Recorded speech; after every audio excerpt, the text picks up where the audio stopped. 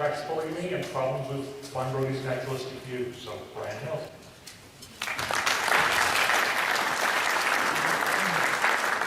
I really appreciate the opportunity to be with you today. It's an honor to be able to address this group. I have a lot of people who ask me, Brian, why are you so interested in polygamy? And then I have other people who ask me, Brian, why are you so interested in polygamy? And to this last group, I just say I can't monog very well, so you don't need to worry about me trying to polygamy. There is a reason that I'm involved with this study, and it's because a member of my family was excommunicated in 1989 for joining a polygamy group. 3 years later, I got with Max Anderson, and we wrote this book. I did all of the writing, but he's the expert on Mormon fundamentalism. I tell people that my books are part of my full anesthesia services. I'm an anesthesiologist. And if ever that were true, this is an example of it. It's hard-hitting, but it's pretty dry reading. I have some other books, and I noticed they stock them in there. I'm not here to plug these things. The one I told them that I hope that they would maybe look at is this one on light. It's not light reading at all, but I've collected some really good ideas that I think this group might like to look at. And then the Veil and Trials are kind of an eternal perspective of these things. But I also wrote these two books, and Scott mentioned that. I also have a website, MormonFundamentalism.com, that I kind of wish Fair would link to. It's been up for many years.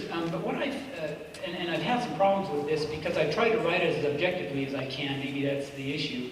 But I get about half of the emails wanting to join the Mormon fundamentalists. So I've had to go in and doctor up the first sentence or two, but it still happens. So.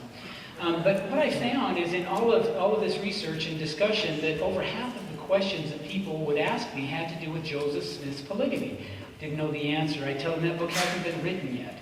But I had my own questions, and so I dove back in to doing some research and hired a research assistant, and he logged over 1,500 hours going around finding every document that we could find, either transcribing it or getting me a copy that had to do with Joseph Smith's polygamy, and I'm putting them together into 2 volumes. It'll be out early next year.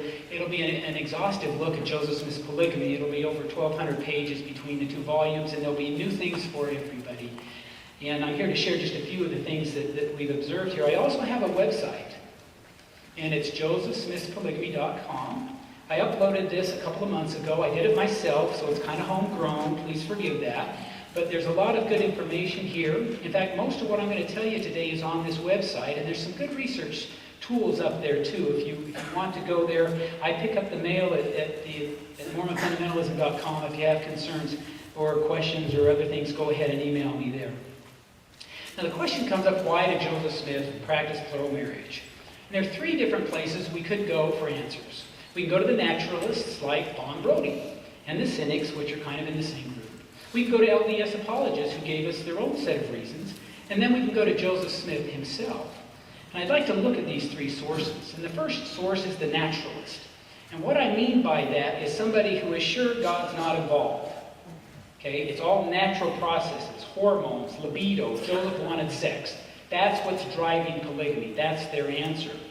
And Von Brody kind of codified this idea in her 1945 biography, which unfortunately is still probably the most influential book ever written on Joseph Smith. And she totally botched the treatment of his sexuality and polygamy.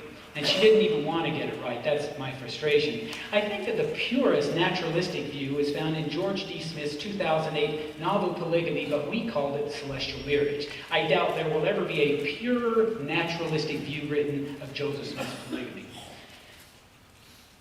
The naturalistic view of Joseph Smith's polygamy reflects a number of important weaknesses, 5 of them that we're going to talk about today. First, I will assert that credible evidence supporting their view, the naturalistic view, is lacking. Now that's a bold statement, but as I went through, don't worry, you're really not supposed to be able to read this, okay? But as I went through, you can read them on the website, they're all there.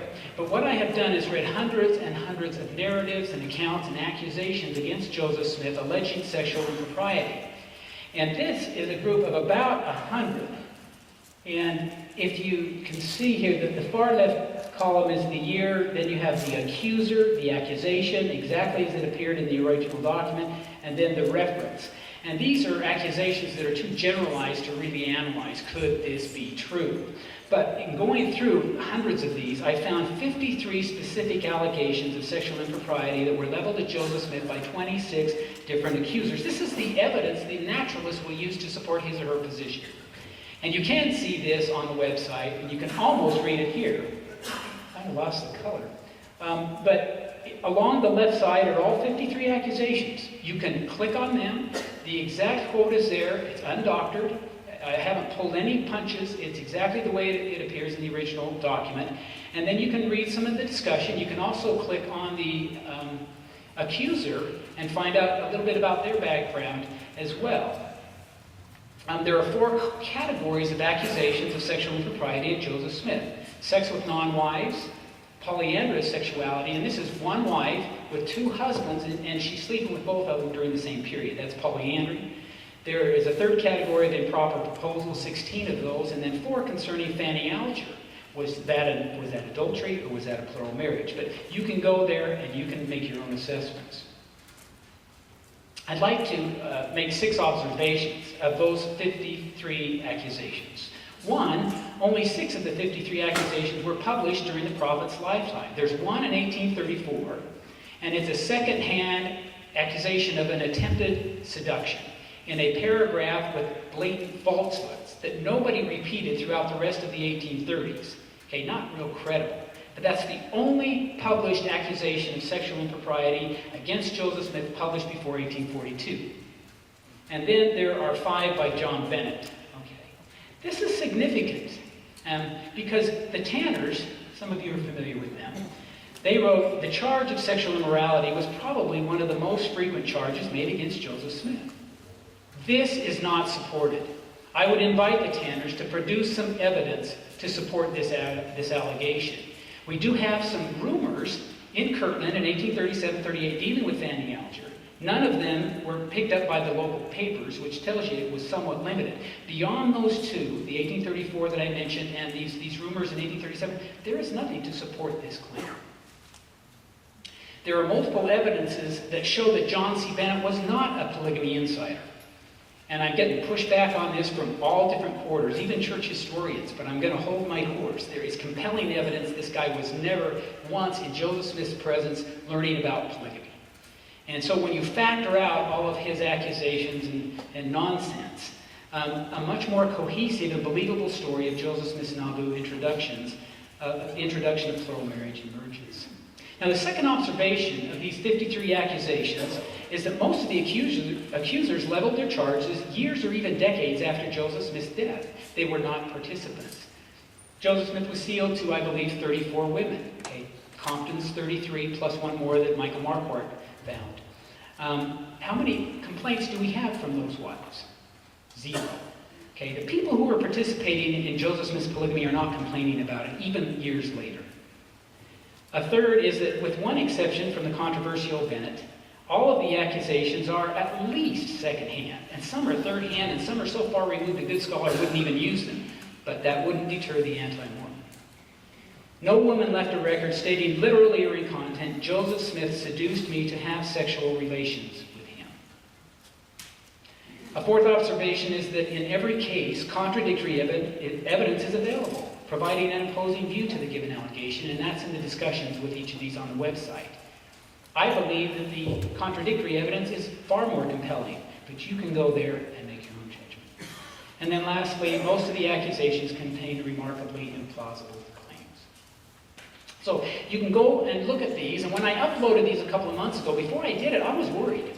Because you've got 53 documented accusations against Joseph Smith that some anti-Mormon could come along and extract and line up as one of the best anti-Mormon pamphlets you've ever seen. And it'll happen. You watch. Somebody's going to do it. So I went to one of my friends who's a senior archivist with the church historian's office. And I said, should we do this? Is this a good thing? And he said, yeah. We're not afraid of these things. Let's show that we can talk about them. Let's get the evidence out there. But I worried that somebody in the past may have even extracted some of these accusations and lined it up as documented history. And in fact, it has happened. I don't want to be too hard on Richard Van Wagner, who wrote Mormon Polygamy, a History. Richard was the first person to attempt to write a chronological history of Mormon polygamy. And he did some good research. But the way he deals with Joseph Smith's period, polygamy is very problematic, in my view. And for example, if we look at the 1832 to 1835 period, we find that he talks about rumors and stories. Okay? But he doesn't tell us whether these rumors and stories are credible. He doesn't contextualize them. He doesn't analyze them. He just tells us there's some rumors and stories. And then he quotes three of them. One that was written in 1884, one in 1889, and the other in 1886. Very late accounts, but he doesn't really tell us that. He just lines them up chronologically according to when he thought they happened, and he presents it to the reader as documented history. To me, this is problematic. So I will leave these things for you to go to, and you can decide for yourself whether there's any real credible support for the naturalistic view. The second criticism I have of the naturalistic interpretation is that it ignores Joseph Smith's theology. You see, Joseph Smith's theology, as it unfolded, his history was intertwined with it. They went hand in hand. His theology was expansive, and his history followed right along. But by throwing away and ignoring his theology, authors can take his history any direction that they want. Now, in defense of the historians, they seek to explicate historical events, leaving theology to the theologians. We understand that. But I would argue that ignoring Joseph Smith's theology at best creates incomplete histories, and at worst, inaccurate histories. Now, a fourth problem with it is that the Latter-day Saints, I argue, would have detected Joseph Smith's alleged hypocrisy if he were doing all the things the naturalists say that he was doing. And I want to address one issue. This is a naturalist historian, and he wrote, "One cannot ignore Smith's capacity to deceive. One of the clearest evidences of this is his repeated public denial during the early 1840s of his own and others' plural marriages." And the antagonist and the naturalist get so much mileage out of this one issue that I want to mention it here. They don't contextualize what was going on. See, Joseph Smith was facing three conflicting commandments. Not to bear a false witness, don't lie. Second, to do missionary work of temple building. And three, to practice plural marriage. He couldn't do all three. If he openly practiced plural marriage, he'd be put in jail along with the other polygamists. There'd be no missionary work, temple building, or polygamy for that matter. And so what he did is he used carefully worded denials to publicly feign obedience to the law of the land, even though he was privately disobeying a law of the land.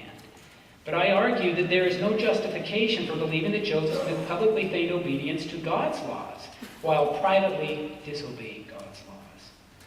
To allege that Joseph Smith privately disobeyed his public doctrinal teachings requires specific evidence beyond a single issue of polygamy denial. But also I believe that if Joseph had behaved as hypocritically as the naturalists assert, I believe that Latter-day Saints like Brigham Young, John Taylor, Eliza Snow, and Zina Huntington would have exposed him. When I was young, I grew up in Logan, and I used to love to go to Aggie basketball. And we'd go up to the field house, but I used to hate it at the end of the game if it was a close game because all the adults would stand up and I couldn't see it.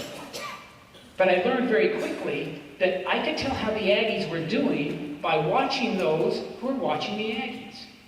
If they were cheering and shouting, we were winning. If they were sad and quiet or booing, yeah, they do boo up there, then the Aggies were not doing so well. See, you and I cannot see what Joseph was doing, but we can see the reaction of people who were around him and who were involved. Men like Brigham Young and John Taylor, women like Eliza Snow and Zina Huntington.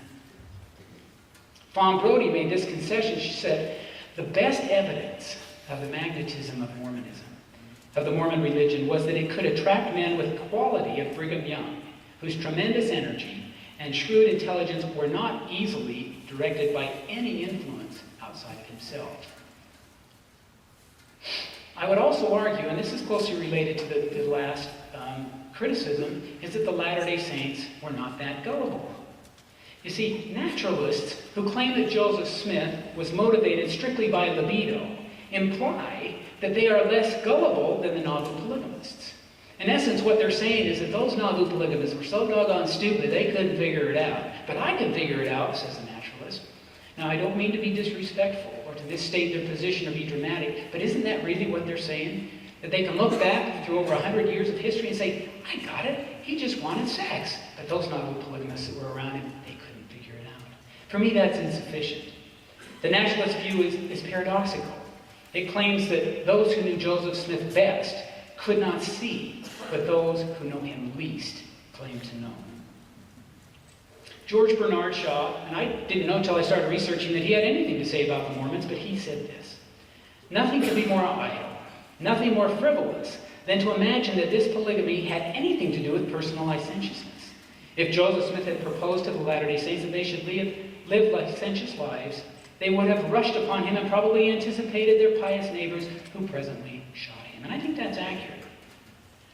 So the question comes up, if the Latter-day Saints were not that gullible, why did 29 men and 85 women join him in practicing plural marriage in Nauvoo? And these are my numbers from my research, but I think they're the most accurate. George D. Smith has some inflated numbers. I think there are problems with those. But the question comes up, why did they do it? A historian, a naturalist, said this. This is their explanation. Smith exercised remarkable influence over his followers. He assured them that plural marriage was necessary for celestial afterlife glory, and there was an urgent need to raise up seed unto the Lord in this life, promising them a world of spiritual splendor. This caught their imagination and drove them to feats of endurance and devotion. To me, this is inadequate. This is insufficient to say that Joseph was able to catch the imaginations of over 100 men and women in Nauvoo and thousands more later, and that was what compelled them. Which brings us to the fifth criticism, that there are many charismatic or what we would call spiritual experiences that are just disregarded by the naturalist. See, Fawn Brodie had to deal with this. There were too many of them for her to ignore. She said that at an early age, Joseph Smith had what only the most gifted revivalist preachers could boast of, the talent for making men see visions. And there are accounts. Mary Elizabeth Rawlins, one of Joseph Smith's plural wives, said, I did not believe. If God told him so, why did he not come and tell me? The angel told him I should have a witness. An angel came to me. It went through me like lightning. Another of Joseph's wives said this: I felt highly insulted, and he said that if I wanted to know whether the principle was true, I could go to God and find out. Finally, as I was praying the last time, an angel of the Lord appeared to me and told me that the principle was of God and for me to accept it. So if we ask two questions of the naturalist, why did Joseph Smith establish plural marriage? Their answer is libido. Okay, he wanted to expand his sexual opportunities. If we ask a second question, well, why did the other Nauvoo polygamists follow? Well, because Joseph was charismatic and persuasive. And he was charismatic and persuasive. He truly was. But I would argue not sufficiently to get these individuals to go along. If we were able to transport the Nauvoo polygamists here, let's say we had a time machine, and we could line up all 115 of them right in front with a microphone and go and ask them these same two questions, I believe almost every one of them would answer the question, why did Joseph establish plural marriage? By saying he was a prophet, restorer. And if we ask the second question, why did you go along with it? They would relate to us their spiritual convictions. There would be dreams, there would be visions, there would be angels, and then there would be testimonies that they knew Joseph was a prophet or that polygamy was a correct principle, and that is why they went along. So as we look at the naturalist view, to recap the 5 problems that we've been talking about, one, I think the credible evidence is lacking. Secondly, I think that ignoring Joseph's theology is problematic. Third, I think the saints would have detected Joseph's alleged hypocrisy. Fourth, I don't think the saints were that gullible. And fifth, the charismatic or spiritual experiences are disregarded. So now if we want to shift gears and start talking about what the LDS apologists, gave as reasons for Joseph Smith's polygamy, and some of them are kind of entertaining. The first is that women outnumbered men in the church, both at Nauvoo and in Utah. Quite honestly, the censuses don't bear this out. And I'm convinced this had nothing to do with Joseph Smith introducing plural marriage. But it's still talked about, and some church leaders have even promoted it in the 1850s and all as a reason. But it doesn't seem to be supported by the censuses of that time. A second reason, and this has been suggested by Bruce R. McConkie and John A. Woodsoe, was that plural marriage brought needed trials and challenges, and it certainly did. A third one is publicity value. that negative publicity is better than no publicity. Okay, I'm not sure I agree with it either, but B.H. Roberts declared this very plainly in one of his writings. A fourth one is that polygamy would solve the world's problems, that prostitution and things like that would disappear. I'm not sure that I believe that, but it was promoted by a number of authorities. Then the fifth one, that medically is very difficult to defend, is that polygamy produces healthier parents and children than monogamy. The best place to go to understand why Joseph Smith established polygamy is to go to people who remembered his teachings and to go to section 132. But I wanted to make one comment that Joseph Smith himself related that he was visited by an angel with a sword who commanded him to do this. And I actually have an article coming out in Mormon Historical Studies. I don't know if you're aware of this. It's a quarterly edited by a BYU professor, and it's very good. Mormon Historical Studies, but it'll be out in the next issue or the one after that. But I found 20 accounts that talk about the angel and the sword by 9 individuals who knew Joseph Smith. The accounts are not contemporary, but the individuals knew him. And it talks about them. They're actually quite interesting. And one of them says that Joseph pled with the angel. Even got the Book of Mormon out and showed him Jacob 2 that says polygamy should not be practiced. But I recommend that article to you. It'll be out in the next few months. But Joseph also gave 3 other reasons why plural marriage needed to be practiced by the Latter-day Saints. And the first one was that Old Testament polygamy needed to be restored as part of the restitution of all things, found in Acts 3:21. And if somebody comes up to you and says, why did Joseph do this? This is the answer to give them. It's easy. If they're believing in the Bible, it's even easier because Jacob and Abraham were clearly men of God and they were polygamists. And you can just say, they did it, Joseph restored it. End of discussion. Now, if you want to get into the other 2 reasons, you're going to have to explain some theology that most individuals are not going to believe. The second reason that Joseph talked about was that plural marriage creates more faithful families for noble premortal spirits to come to earth. And as you know, and there's probably people in this audience who know a lot more about this than I do, but one of the unique teachings of our religion is that we lived before we came here for thousands of ages, perhaps millions of years, as spirit children of heavenly parents, and there we had identity, we had agency, and we had a spirit body. That's a unique teaching among the major religions of this world. And that we also underwent something of a probationary state there, and there were noble and great spirits. And this teaching was that they needed faithful families to come into on earth, and polygamy allowed for more of that. Now, the third teaching that Joseph Smith gave is found in section 132 and in a few other places. And it is simply that all exalted beings must be sealed to an eternal spouse. Now, you've all seen diagrams similar to this. You've probably written up your own. Okay, this is mine. And it just shows that we start life in the premortal world as spirit children. We go to a probationary state, and then there's the judgment. And those that go to the telestial kingdom and the terrestrial kingdom remain separately and singly, without exaltation, in their saved condition to all eternity.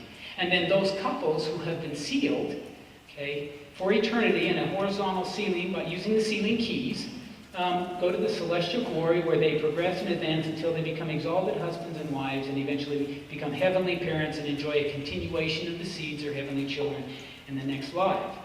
The problem is that if there's more worthy women than men, and apparently they knew this would be the case, and Brigham Young taught that was so, that some of the women would not be exalted without plural marriage.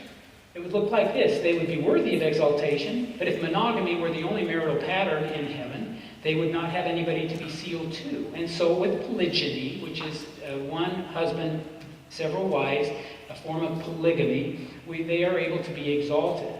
And you can see there's probably not going to be enough extra women to make every man a polygamist, but certainly some of them are going to need to be polygamists in the next life. Now, what's interesting is to notice that if Joseph Smith simply wanted more sex, it's curious that he devised such a complex theology to justify the practice. You see, there was no need for a theology to justify polygamy, because there's no theology of polygamy in the Old Testament. All he had to say was, they did it, I'm restoring it, I'm doing it. End of discussion. There could have been no criticism because there was no reason given in the Old Testament for monogamy, polygamy. There's no discussion about these things. discussion about a marriage in the Old Testament.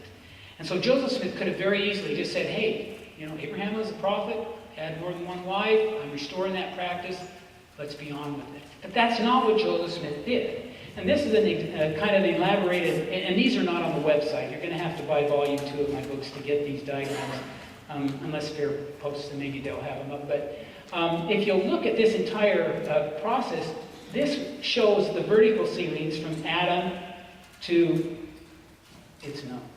from Adam to Noah down to the last generations. And through polygamy, single women can be sealed into this chain. It's a vertical chain. It starts with Adam, ends with the last generation. And then these single women who are worthy can be sealed into that so that they can be exalted. Okay.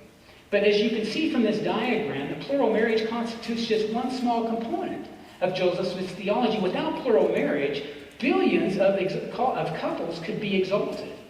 But we need plural marriage as this element, as this component of the theology in order to allow these single women to be part of exaltation. This is one eternal round. You've heard that saying. It's in the Book of Mormon in the Doctrine and Covenants. It's not a Christian term. It's not in the Bible. Okay, they would probably call it blasphemy. But that's what we see here. I've had naturalist historians tell me that they think plural marriage is Joseph's pinnacle teaching. And it works to the naturalists very much because they're convinced Joseph just is empowered by libido. So what they're saying is that Joseph's pinnacle doctrine is driven by a desire for sex. See, it works perfectly in their reconstructions. But when they tell me that, and when this guy told me, I just said, well, based on what? Why do you think polygamy is his pinnacle doctrine? If we look at the theology, it's eternal sealings. And this is what Brigham Young taught. It's the thread that allows this to go around and around, couples being sealed, parents and children being sealed, and around it goes generation to generation. My attempt to read every known document referring to Joseph Smith's polygamy has generated a greater love and appreciation for him as a prophet. I believe the scary thing about Joseph Smith's polygamy is not Joseph Smith, not his choices and behaviors. I believe the scary thing about Joseph Smith's polygamy is simply polygamy, because he lived it and he restored it as part of a grand theology of exaltation, worlds without end.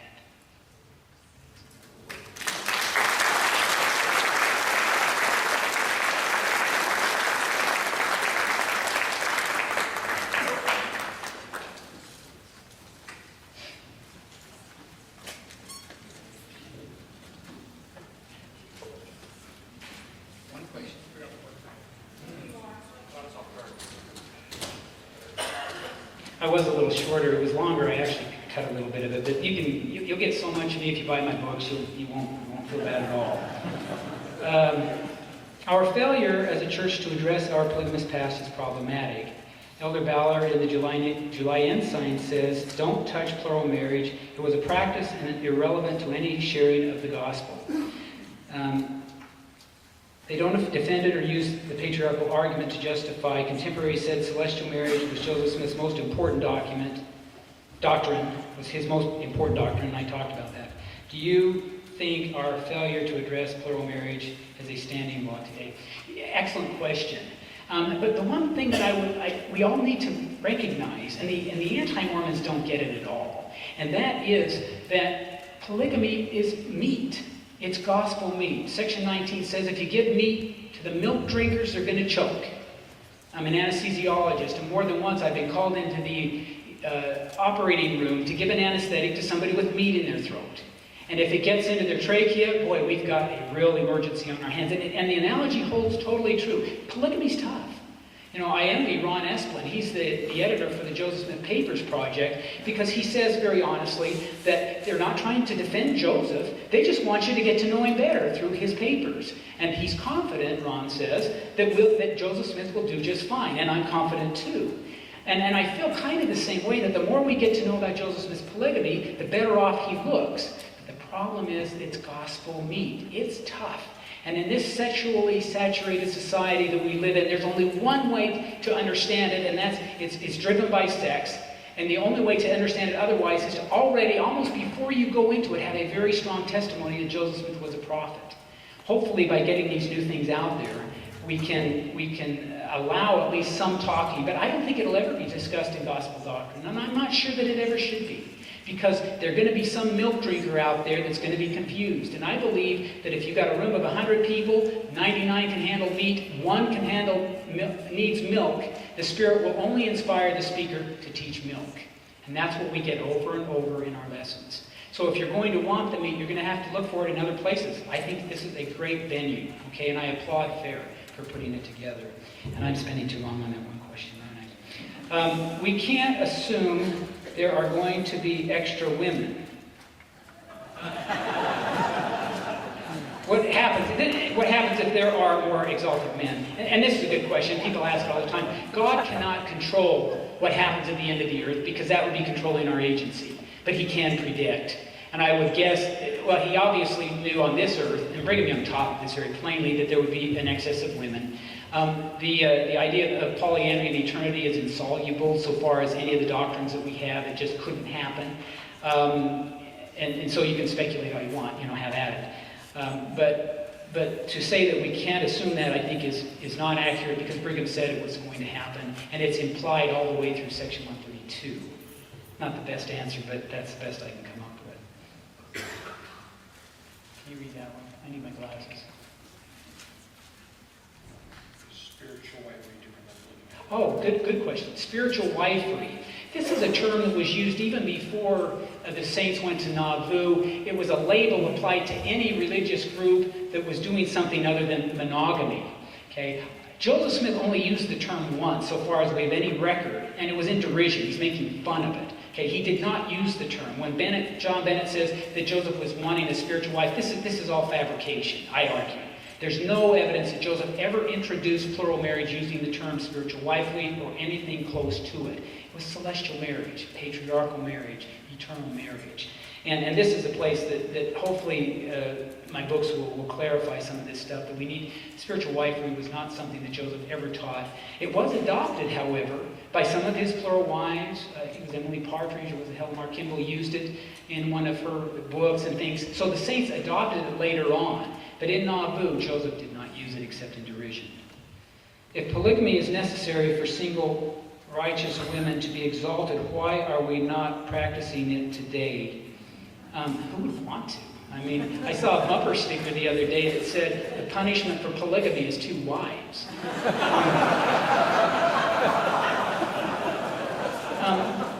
But quite honestly, one of the hard questions to answer, in fact, it may be the only question that I can't adequately get an answer for myself, is why did God command Joseph and the saints to do it in Nauvoo? I mean, permitting it was necessary theologically. I hopefully was able to offer that as a possibility.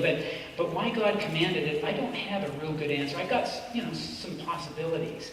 And so if I can't answer it then, I don't think there's a need for it today. The millennium will be a time for all of these sealings to be taken care of. Vertical sealings of parents to children, horizontal sealings of husbands and wives. By the end of the millennium, I believe it's all going to be sorted out using the sealing authority.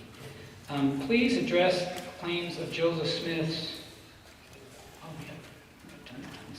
Please address the claim of Joseph Smith's marriage to 11 already married women. Sexual polyandry is something that has been, Fawn Brody said it was for sure happening with Joseph Smith. My position is that it never happened with Joseph Smith, and that the best evidence shows that that is the case. It's something that we're only in round 1 on this. George D. Smith and I are going back and forth because he's sure that it happened and said I'm using proof text, and I'm sure that it didn't happen, and I assert he's using tabloid-level evidences and assumption to get to it. But we've also found some new things that supersede Todd Compton's discussion of Sylvia Lyon, which places a whole different timeline on it, and that's really the only case with any good evidence, and his timeline is very problematic. Joseph Smith taught, and this is something that the naturalists just ignore, Joseph taught that sexual polyandry was adultery and the woman should be destroyed. Section 132, verse 63. And yet the naturalists portray him as this practicing sexual polyandry, and nobody's saying boo about it. He's this arch hypocrite, and nobody seems to care at all. To me, that's problematic, not adequate in explaining what's going on. More specifically, though, in my book, I've got 4 chapters. I've got a brief recap on the website. It's a very complicated topic, And you have to almost look at all their... I found 13 women who had legal husbands at the same time they were sealed to Joseph Smith.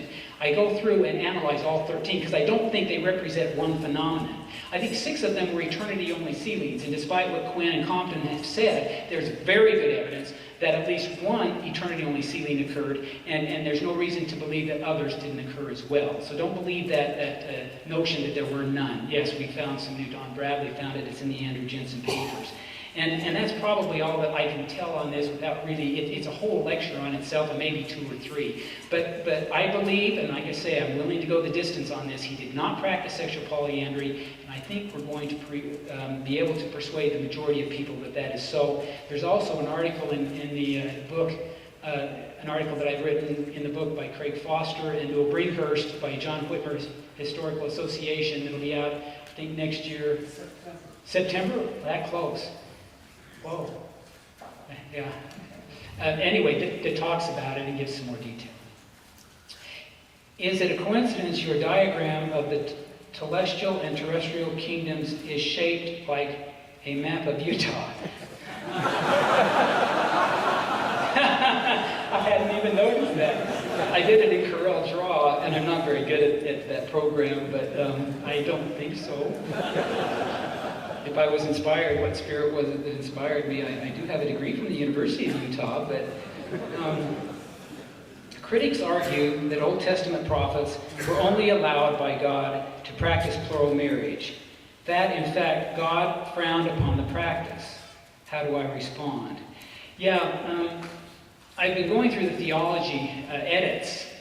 Lloyd Erickson is my editor for that volume. Levina Fielding Anderson is editing volume 1. And if you ask a Christian about polygamy, they just get starting to squirm like this because they can't deny that Abraham was a friend of God and a great prophet, and they also can't deny that he was a polygamist. And usually what they'll do is they'll say, well, God winked at it. He didn't really like it, but he let him do it, and they shouldn't have done it, and most of the time, it was mostly lost later on under the law of Moses. It was mostly discouraged. And then the other thing they do is they observe how much problems it caused, you know, between Sarah and Hagar, and Elkanah's wife's Hannah, and I forget the other one. There's just, I mean, it's hard. Who would want to live that way on earth?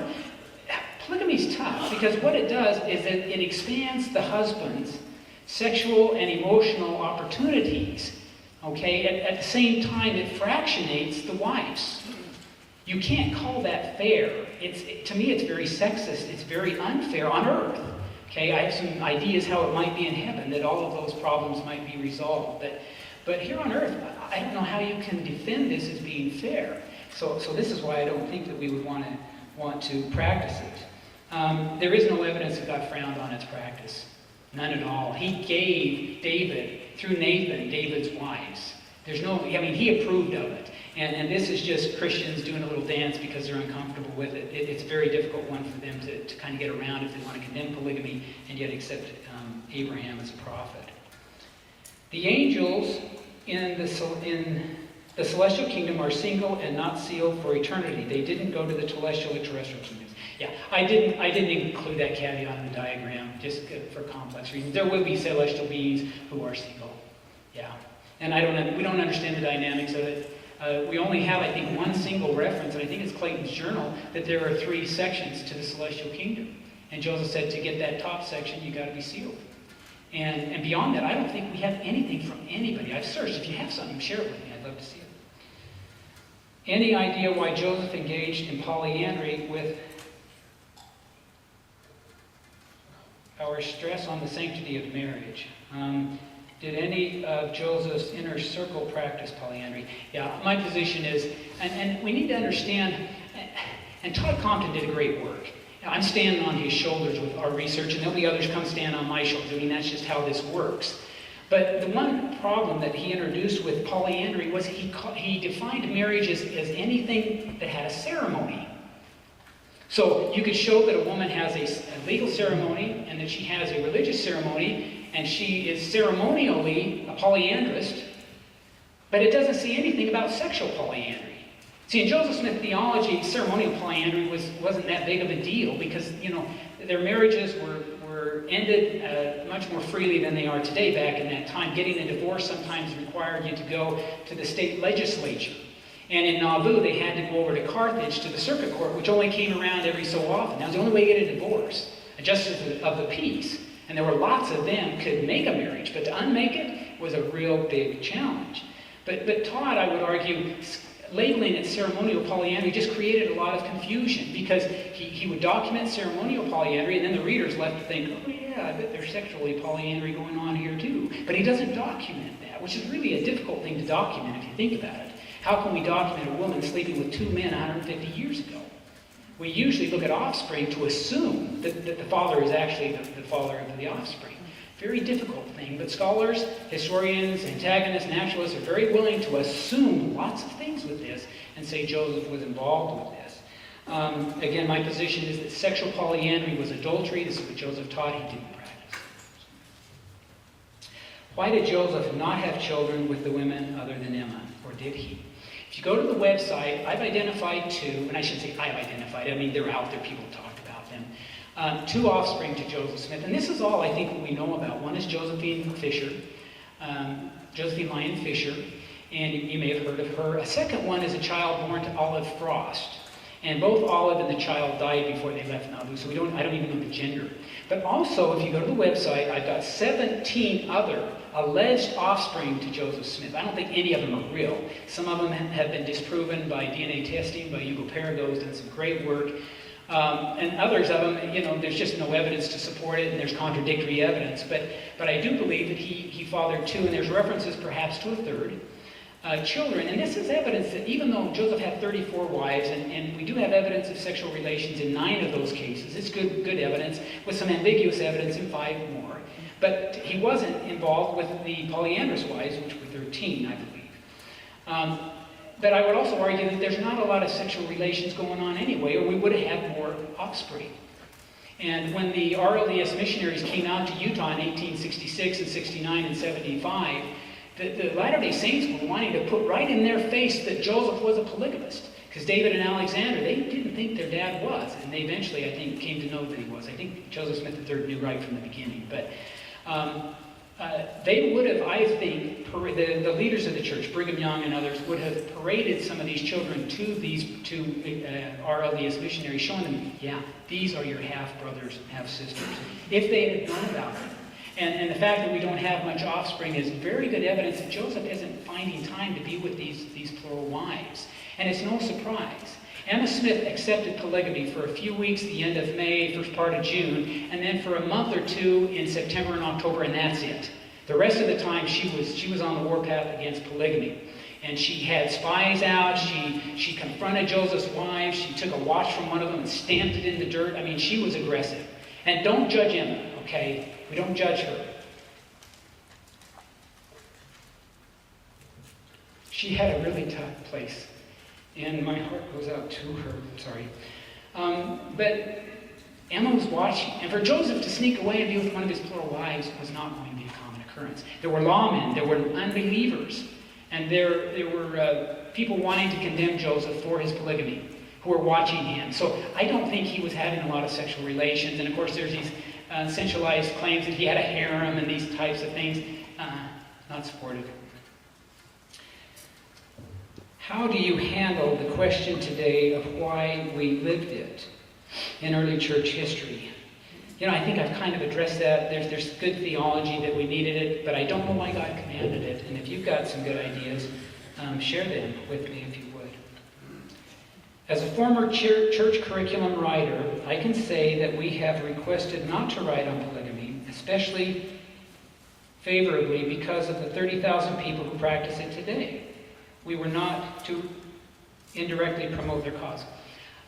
My first introduction, as has been mentioned, was to Mormon fundamentalist polygamy. And I have tried to read everything there is in Nauvoo polygamy, and I can tell you even more strongly, these Mormon fundamentalists, and there's sure a lot of good ones out there. I've met lots of them, I'm friends with some of them. They're totally in error. Two evidences. Their lines of authority are nonsensical. Loren Woolley had no authority. He was a storyteller. Their line of authority is very problematic. And I believe the one verse that was given for the Mormon fundamentalist in section 132 is verse 18. It says that if a man marry a wife and make a covenant with her for time and all eternity, if that covenant is not by me or by my word, which is my law, and is not sealed through him who is anointed and appointed unto this power, then it is not valid, neither of force when they are out of the world, because they are not joined by me. When they are out of the world, it cannot be received there, because the angels and gods are there. And now I'm messing up, but you get the idea that you have to have the authority of the one man, and they don't have it. Across the board, 100%. Their sincerity, their traditions, their burning bosoms cannot jump that lapse, that loss of authority.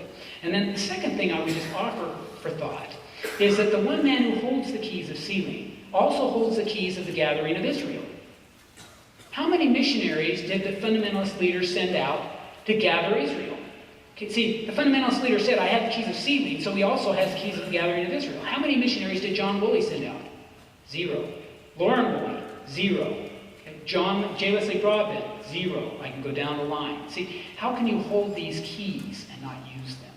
So anyway, when it comes to the fundamentalists, and I like I say, there's a lot of good ones. There's some eccentrics out there too, but most of them are very sincere, but they have no authority, and their marriages are not valid, in my view. Sealing is required for exaltation. How about those who have no attraction for the opposite sex? Well, that's an easy question, isn't it?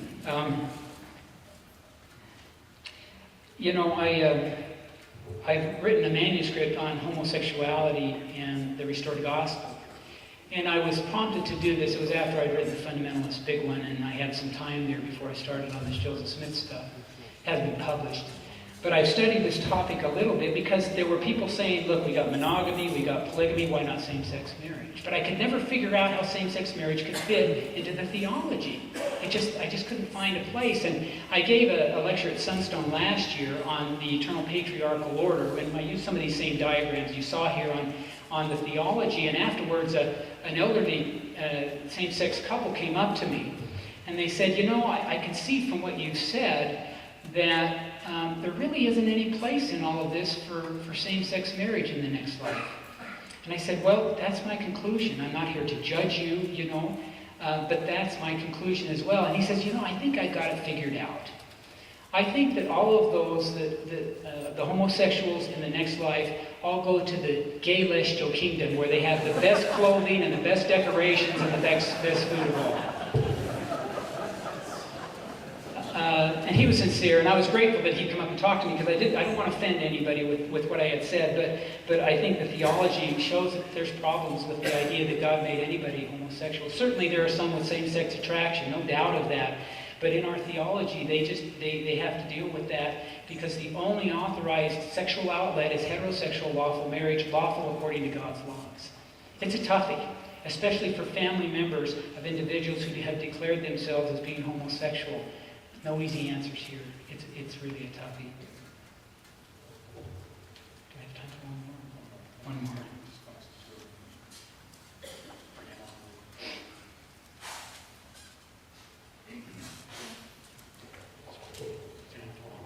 Anyway, thank you so much.